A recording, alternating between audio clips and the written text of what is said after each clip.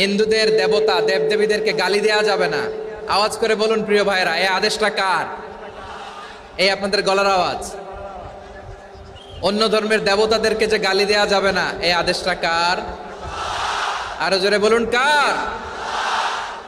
গালি দিবেন কোন দেবতাকে? দিবেন? যদি দেন তাহলে ওরা আল্লাহরে গালি দিবে, তাহলে আল্লাহরে গালি খাওয়াইলো কে? আপনি। ঠিক কিনা বলেন? আমি আল্লাহকে গালি খাওয়ানোর কারণ হলাম, কারণ আমি যদি গালি না দিতাম ওরা আমার রবকে গালি দিত না। আওয়াজ করে বলেন ঠিক কিনা? তাহলে প্রিয় ভাইয়েরা, ইসলাম আমাদেরকে শিখায়, সূরাতুল আনআমের 108 নম্বর আয়াত থেকে আমরা বুঝলাম কোন ধর্মকে ছোট করা যাবে না। অন্য ধর্মকে ছোট করা মানে ইসলামকে ছোট করা। অন্য ধর্মের দেবতাকে গালি দেওয়া মানে আল্লাহকে গালি খাওয়ানো। আওয়াজ করে বলেন ঠিক কিনা? খবরদার, এটা করা যাবে না।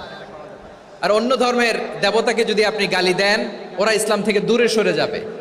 যাও ইসলামের প্রতি আকৃষ্ট হয়েছিল আর কোনোদিন ইসলামের ধারে কাছে আসবে না। আওয়াজ করে বলেন ঠিক কিনা? এজন্য কখনো কোনোদিন অন্য ধর্মের দেবতা